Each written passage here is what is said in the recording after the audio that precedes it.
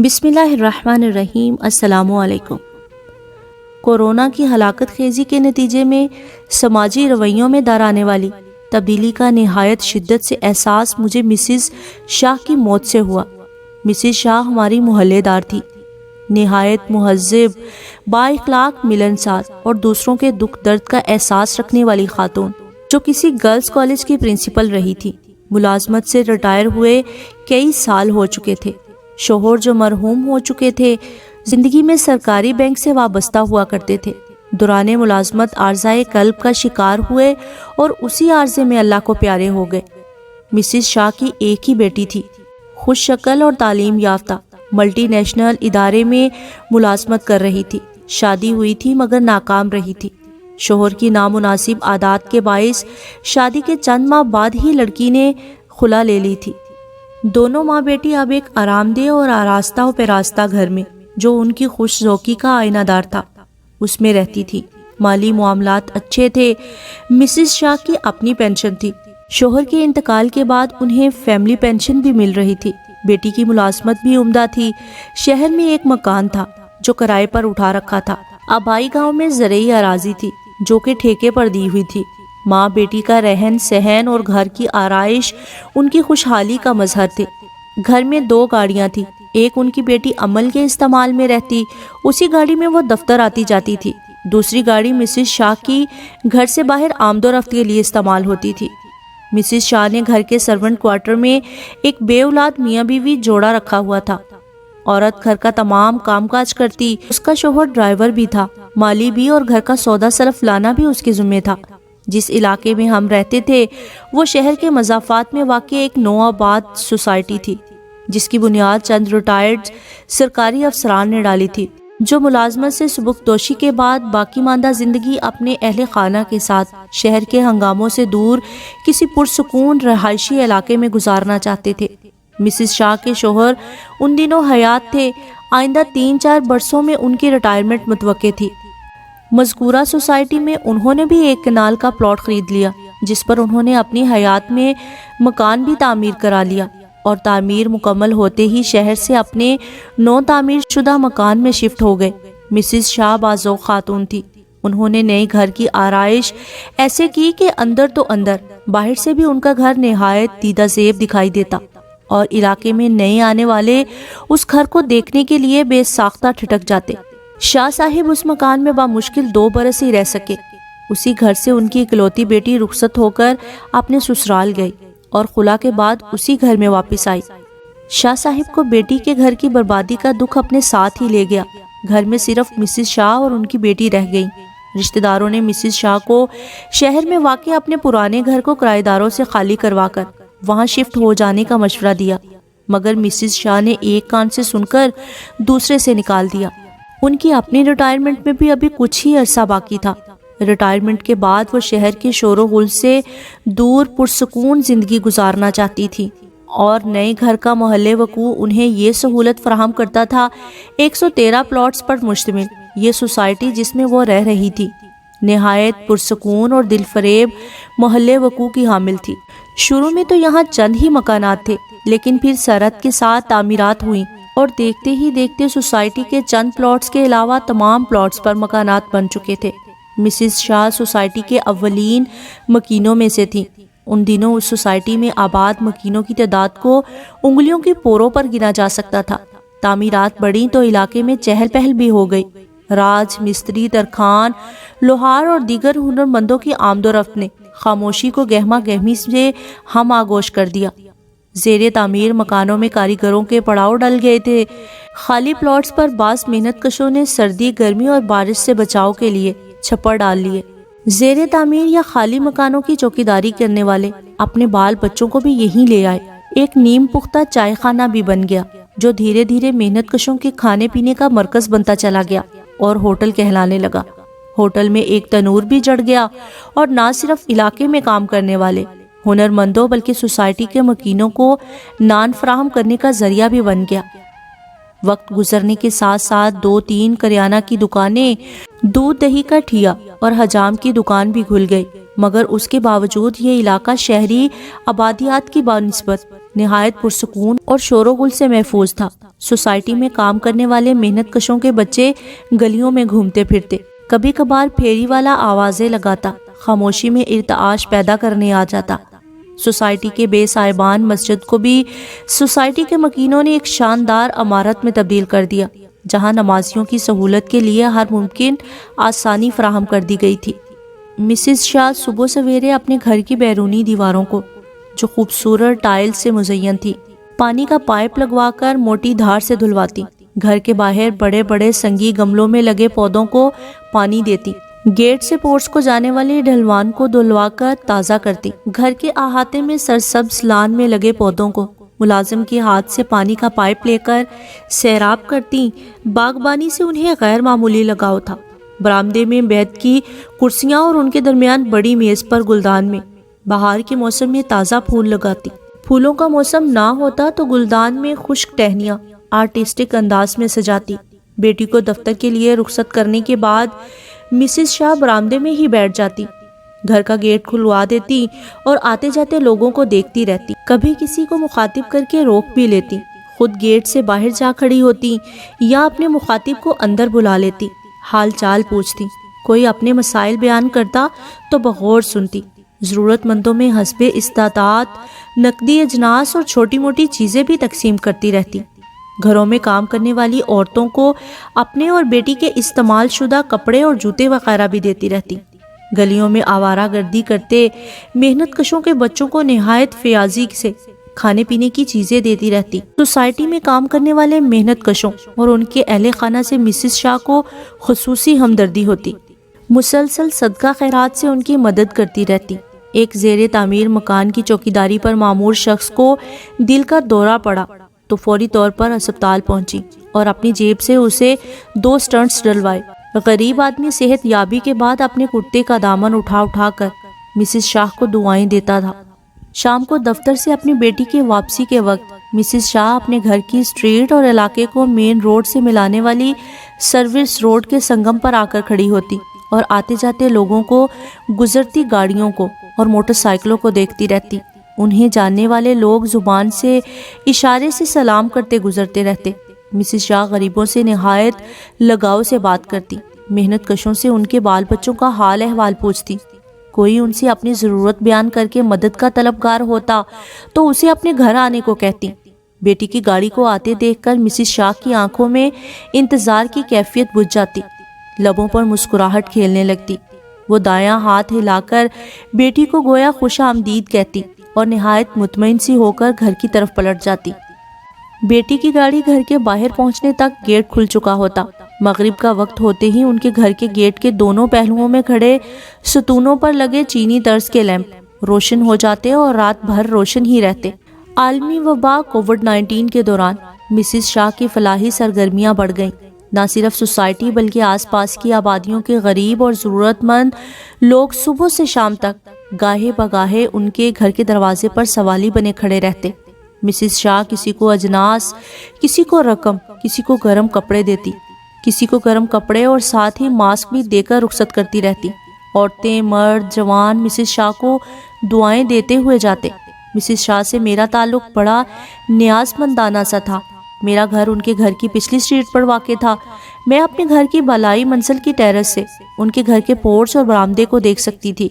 اکثر ہماری Alex leak اسی طرح ہوتی کہ میں اپنے گھر کی ٹیرس سے انہیں ان کے گھر کے برآمدے یا پورچ میں دیکھ کر ہاتھ ہلاتی اور جواباً وہ بھی اپنا ہاتھ ہلاتی اور اشارے سے حال چال پوچھتی، لیکن کبھی یوں بھی ملنا ہوتا کہ وہ اپنے گھر کے گیٹ پر یا شام کے وقت بیٹی کی واپسی کے انتظار میں کھڑی ہوتی اور میں کہیں جانے کے لیے گزر رہی ہوتی تو ان سے کھڑے کھڑے بات چیت ہو جاتی یا پھر علاقے کے کسی گھر میں غمی خوشی کے موقع پر ملاقات ہو جاتی۔ کبھی ایسا بھی ہوتا کہ وہ نہایت اپنائیت سے میرا ہاتھ پکڑ کر اپنے گھر میں لے جاتی اور حسب موسم خاطر مدارات کرتی۔ 3-4 بار وہ میرے گھر بھی آئیں۔ مجھے ان سے مل کر ہمیشہ خوشی ہوتی تھی۔ وہ نہایت سلجھے ہوئے مزاج کی عورت تھی۔ میرا جی چاہتا کہ انہیں بیٹی کا گھر دوبارہ بسانے کی صلاح دوں، مگر ہمت نہ ہوتی۔ گزشتہ 1 برس کے دوران میں نے مسز شاہ کو بتدریج کمزور ہوتے دیکھا۔ وہ پہلے کی طرح فعال نہ رہی تھی، گھر سے باہر کہیں زیادہ آتے جاتے بھی دکھائی نہ دیتی۔ علاقے کے گھرانوں کی غمی خوشی میں ان کا آنا جانا بھی پہلے کی طرح نہیں رہا تھا۔ مجھے اپنے گھر کی ٹیرس سے کبھی برآمدے یا پورچ میں نظر آتی تو بہت آہستگی سے ہاتھ ہلاتی۔ شام کو بیٹی کی واپسی کے انتظار میں بھی کم کم ہی کھڑی دیکھی جاتی تھی۔ البتہ ضرورت مند اب بھی ان کے گھر کے دروازے پر کھڑے نظر آتے اور وہ برآمدے میں آرام کرسی پر بیٹھی اپنے ملازم یا ملازمہ کے ذریعے حاجت روائی کرتی رہتی۔ مجھے یاد آتا ہے جب ہم اس علاقے میں آ کر آباد ہوئے تو شروع میں نے مسز شاہ کا بہت چرچا سنا تھا۔ ان دنوں وہ سوسائٹی میں پانی کی کمیابی، گیس کی فراہمی، گھروں سے کچرا اٹھائے جانے اور گلیوں کی صفائی ستھرائی جیسے مسائل کے حل کے لیے اکثر آواز اٹھاتی اور مکینوں کو ان مسائل کے حل کے لیے متعلقہ محکموں سے رجوع کرنے کی ترغیب کرتی نظر آتی تھی۔ علاقے کو صاف ستھرا رکھنے کے لیے انہوں نے اپنی جیب سے جا بجا کچرا دان بھی رکھوائے تھے۔ علاقے کی گلیوں کو مختلف نام دے کر ان کی رہنما تختیاں بھی انہوں نے اپنی ہی جیب سے لگوائی تھی۔ علاقے کی واحد مسجد کو جانے والا راستہ راہ نجات کے نام سے موسوم کیا گیا تھا۔ اپنے گھر کی اسٹریٹ کو انہوں نے راہ سکون کا نام دیا تھا۔ کسی اسٹریٹ پر راہ امن کی تختی لگی تھی۔ جس گلی میں پودے زیادہ تھے اسے گلکدہ کا نام دیا تھا۔ ہوٹل کو جانے والا راستہ راہ طعام تھا۔ جس اسٹریٹ میں ایک پرائیویٹ اسکول کھولا گیا تھا اسے تعلیم گاہ کا نام دیا گیا تھا۔ علاقے کا تفریحی پارک جو ایک برساتی نالے کے نزدیک تھا، اس پارک کو جانے والے راستے کو لب جو کا نام دیا تھا۔ وقت گزرنے کے ساتھ ساتھ مجھ سمیت علاقے کے تمام مکینوں نے مسز شاہ کو جسمانی طور پر دھیرے دھیرے سمٹتے سکڑتے اور ان کی فعالیت کو کمزور پڑتے دیکھا۔ اب نہ وہ مسجد کی جالیوں سے جھانک کر اس کی صفائی ستھرائی کا جائزہ لیتی نظر آتی تھی، نہ علاقے کے مسائل میں دھواں دار بولتی۔ ان کے چہرے کی گلابی رنگت ماند پڑ گئی تھی، آنکھوں سے پھوٹتی کرنیں گہنا گئی تھی۔ ان کی چال میں پہلے کا سا دبدبا نہ رہا تھا، آہستہ آہستہ قدم اٹھاتی جیسے کوئی بچہ چلنا سیکھ رہا ہو۔ وقت انسان کو کیا سے کیا کر دیتا ہے، بالخصوص بڑھاپے میں زندگی کے آخری سال۔ کورونا کے بعد وہ اپنے گھر کے اندر تک محدود ہو گئیں، پورچ اور برآمدے میں بھی بہت کم دکھائی دیتی۔ البتہ ان کے دروازے پر آنے والے اب بھی خالی ہاتھ واپس نہ جاتے۔ کورونا کے دوران تو شاید ہی کبھی ایسا ہوا ہو کہ میں نے اپنے گھر کے ٹیرس سے ان کے گھر کی طرف دیکھا ہو اور مجھے ان کے دروازے پر کوئی حاجت مند کھڑا دکھائی نہ دیا ہو۔ ان کے گھر کے برآمدے میں اجناس کی تھیلیاں اوپر تلے رکھی رہتی اور ان کا ملازم حاجت مندوں کو تھیلیاں پکڑائے جاتا۔ گو حاجت روائی کا یہ عمل محدود تھا، مگر تھا تو۔ کورونا کی دوسری لہر کے ابتدائی دنوں میں ایک روز کہیں جاتے ہوئے مسز شاہ مجھے اپنے گھر کے گیٹ پر دکھائی دی تو باہر کھڑے کھڑے ہی مختصر سی بات چیت ہوئی۔ بہت کمزور ہو گئی ہیں آپ، میں نے کہا۔ وہ دھیرے سے مسکرائیں۔ بڑھاپا ہے اور مرض بھی جان کو لگے ہیں، کبھی بلڈ پریشر ہائی، کبھی شوگر زیادہ، کبھی جوڑوں میں درد، کبھی کچھ اور۔ اللہ آپ کو سلامت رکھے، صحت والی لمبی زندگی دے، میں نے ان سے کہا۔ آمین، انہوں نے آہستہ سے کہا۔ ویسے زندگی کا تو پہلے بھی اعتبار نہیں تھا، کورونا سے تو رہا سہا اعتبار بھی جاتا رہا۔ وہ بولی، ٹھیک کہتی ہیں آپ، زندگی بالکل ہی بدل گئی۔ کورونا نے تو تباہی مچا دی، لوگ بہت پریشان ہیں۔ کورونا سے نمٹیں کہ بھوک سے، نہ جانے لوگ کس طرح گزارا کرتے ہوں گے۔ کمانے والا ایک، کھانے والے 8-10، اف خدایا کیسے جیتے ہوں گے۔ میرے گھر میں 2 افراد ہیں، ایک میں اور ایک میری بیٹی۔ ہسبینڈ کے بعد فیملی پینشن بھی مجھے ملتی ہے، الحمدللہ میری اپنی پینشن ہے۔ بیٹی جاب کرتی ہے، ایک مکان کا کرایہ آتا ہے، یہ گھر اپنا ہے۔ سوچتی ہوں جس گھر میں ذریعہ آمدن کوئی نہ ہو اور سر پر چھت بھی نہ ہو، کمانے والا بے روزگار بیٹھا ہو، یا اللہ نہ کرے کورونا کی بھینٹ چڑھ گیا ہو، وہاں پیچھے رہ جانے والے کیا کرتے ہوں گے، کیسے جیتے ہوں گے۔ مسز شاہ نہایت دل گرفتہ دکھائی دی۔ میں نے جھرجھری لی، اللہ تعالیٰ رحم فرمائے، آمین۔ چند ہفتوں قبل مجھے مسز شاہ کی علالت کی خبر ملی۔ کورونا تو نہیں ہو گیا انہیں؟ میں نے اپنے ساتھ والے گھر کی ہمسایہ خاتون سے پوچھا۔ پتہ نہیں، مجھے ان سے جواب ملا۔ کورونا سے خوفزدہ ہونے کے باوجود مسز شاہ کی عیادت کے لیے ان کے گھر چلی گئی۔ بیٹی نے بتایا کہ وہ ہسپتال میں داخل ہیں۔ انہیں ہوا کیا؟ شوگر لیول بڑھ گیا تھا۔ اب کیسی ہیں؟ ڈاکٹر شوگر کنٹرول کرنے کی کوشش کر رہے ہیں۔ ان کے پاس کون ہے؟ میں ہی ہوں۔ امی کی ضرورت کی کچھ چیزیں لینے آئی ہوں، خدا انہیں صحت دے۔ آمین، شکریہ۔ نہ جانے ہم آج کے دور کے لوگ مصروف زیادہ ہو گئے ہیں یا ہمارے دلوں سے ہمدردی، مروت اور محبت جاتی رہی ہے۔ میں مسز شاہ کی خیریت معلوم کرنے کے لیے نہ دوبارہ ان کے گھر جا سکی، نہ ان کی عیادت کے لیے ہسپتال جانے کا خیال اپنے دل میں لا سکی۔ 2-3 دن ہی گزرے تھے کہ علاقے کی مسجد سے ایک اعلان ہوتے سنا، حضرات ایک ضروری اعلان سماعت فرمائیے۔ ہمارے علاقے کی انتہائی معتبر اور ہر دل عزیز محترمہ مسز شاہ انتقال کر گئی ہیں۔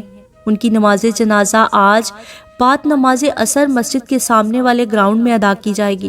نماز جنازہ میں شرکت فرما کر ثواب دارین حاصل کریں۔ مجھے شاید اسی اعلان کا انتظار تھا۔ لپک جھپک کر میں نے میت کے گھر جانے کی تیاری کی۔ میری والدہ مرحومہ کہا کرتی تھی، انسان بھی عجیب مخلوق ہے، زندگی تو زندگی، مرنے کے بعد اس کا نام بھی اس سے چھن جاتا ہے، پھر بھی زندگی بھر اکڑتا رہتا ہے۔ سچ کہتی تھی۔ مسز شاہ اب مسز شاہ کی بجائے میت ڈیڈ باڈی اور جنازہ بن گئی تھی۔ میرا خیال تھا محلہ دار میت کے گھر پہنچ چکے ہوں گے، گھر عزاداروں سے کھچا کھچ بھرا ہوا ہوگا، مگر چند مرد برآمدے میں بیٹھے تھے اور مجھ سمیت گنی چنی چند خواتین گھر کے اندر، جن میں سے چند اجنبی چہروں کے بارے میں معلوم ہوا میت کی رشتہ دار تھی۔ میت کا انتظار تھا جو ابھی ہسپتال سے گھر نہ پہنچائی گئی تھی۔ میت کی وجہ علالت کے بارے میں سرگوشیاں جاری تھی۔ کسی کا کہنا تھا گردے فیل ہو گئے تھے، کسی نے کہا بلڈ پریشر بہت ہائی ہو گیا تھا، کسی نے کہا شوگر بڑھ گئی تھی، کوئی عزادار خاتون وثوق سے کہتی ہارٹ فیل ہو گیا تھا، کسی نے کہا سانس کا مسئلہ ہو گیا تھا۔ سانس کا مسئلہ تو کورونا میں ہی ہوتا ہے، چونک کر کہا گیا۔ یہاں سے وہاں تک اندر بیٹھی خواتین میں سرگوشی پھیلتی چلی گئی۔ کورونا تھا۔ میت لانے والی ایمبولینس عصر کے وقت پہنچی۔ میت ایمبولینس میں تھی اور مرحومہ کی بیٹی ایمبولینس کی رہنمائی کے لیے اس کے آگے اپنی کار میں کسی رشتہ دار کے ساتھ تھی۔ اس کا صبر و ضبط دیدنی تھا، مجسم سوگوار مگر حوصلہ مردانہ وار، کسی خیر خواہ کے مشورے پر مردوں کی تکفین کا معقول بندوبست رکھنے والی، کسی ادارے سے مرحومہ کو غسل دلوا کر تکفین کروا کے لائی تھی۔ اب بس نماز جنازہ اور تدفین ہونا باقی تھی۔ عصر کا وقت ہوا چاہتا تھا۔ عزادار خواتین نے گھر کے باہر کھڑی ایمبولینس ہی میں میت کا دور دور سے دیدار کیا۔ نماز عصر کے بعد نماز جنازہ ہوئی اور اسی ایمبولینس میں میت کو اس کی آخری آرام گاہ پہنچانے کا بندوبست تھا۔ تدفین میں شرکت کے لیے مردوں کو اپنی اپنی گاڑیوں میں جانا تھا۔ میت کی قبرستان روانگی سے قبل عورتیں بھی اپنے دوپٹوں، چادروں اور حجابوں سے اپنے چہرے ڈھانپتی باہر نکل آئیں۔ تدفین کے لیے قبرستان جانے والے مرد گاڑیوں میں بیٹھنے لگے، کسی گاڑی میں 2، کسی میں 3 اور کسی میں 5-6 بھی۔ دفعتاً کسی نے بآواز بلند پوچھا، میت کے ساتھ ایمبولینس میں کون جائے گا؟ مردوں نے ایک دوسرے کو دیکھا، بغیر بگلے جھانکنے لگے۔ ایمبولینس کے نزدیک مسجد میں قرآن مجید کی تعلیم حاصل کرنے والے 2 نوجوان طالب علموں سے کسی نے کہا، یار آپ دونوں ایمبولینس میں بیٹھ جاؤ۔ دونوں سر پر پاؤں رکھ کر بھاگ گئے۔ آپ آ جائیے بڑے صاحب، ایک ادھیڑ عمر باریش صاحب سے کہا گیا۔ وہ انسنی کر کے دوسری طرف دیکھنے لگے۔ سلیم صاحب آپ بیٹھ جائیں میت کے ساتھ، ایک محلے دار سے کہا گیا۔ میں تو قبرستان بھی نہیں جا رہا ہوں، گھر میں مہمان آئے ہوئے ہیں۔ سلیم صاحب نے عذر پیش کیا۔ میت کے رشتہ داروں میں سے کوئی؟ رشتہ داروں کو سانپ سونگھ گیا۔ سر کوئی نہ جائے، میں اکیلا ہی لے جاتا ہوں، ایمبولینس ڈرائیور بولا۔ ٹھیک ہے تو پھر بسم اللہ۔ ڈرائیور نے ایمبولینس کا پچھلا دروازہ کھینچ کر بند کیا اور خود اپنی سیٹ پر بیٹھ گیا۔ ایمبولینس حرکت میں آئی اور دھیرے دھیرے ہچکولے کھاتی آگے بڑھنے لگی۔ باقی گاڑیاں جلوس کی صورت ایمبولینس کے دائیں بائیں اور پیچھے روانہ ہو گئیں۔ میت کو اس کی آخری منزل تک لے جانے والے گاڑیوں کے اس قافلے کے نظروں سے اوجھل ہونے تک عزادار خواتین اس موڑ پر کھڑی رہیں جہاں کبھی مرحومہ اپنی بیٹی کی واپسی کے انتظار میں کھڑی رہا کرتی تھی۔ میرا دل بے تحاشا دکھنے لگا۔ میت کے گھر کے برآمدے میں کھڑی وہ جوان سال سوگوار خاتون جو جانے والے کی اکلوتی وارث تھی، دکھ سے زیادہ شاید اپنے مستقبل کے اندیشوں میں گم تھی۔ مسئلہ یہ نہیں تھا کہ جانے والی کی موت کورونا سے ہوئی تھی یا کسی اور مرض سے، مسئلہ یہ تھا کہ قرۂ ارض پر پھیلی انسانی حیات میں در آنے مگر دکھائی نہ دینے والے ایک دشمن نے مسز شاہ جیسی انسان دوست ہستیوں کو بھی اپنوں کے کندھوں سے محروم کر دیا تھا۔ دوسروں کے دکھ درد میں کام آنے والے اکثر لوگ ایسی تنہائی کا شکار ہوتے ہیں کہ آخری لمحات میں بھی کوئی کاندھا دینے کو تیار نہیں ہوتا۔ جانے قدرت کا اس میں کیا راز پوشیدہ ہے جو ہجوم میں رہنے والوں کو تنہا کر دیتی ہے اور تنہا رہنے والوں کو ہجوم میں دھکیل کر مسکراتی ہے۔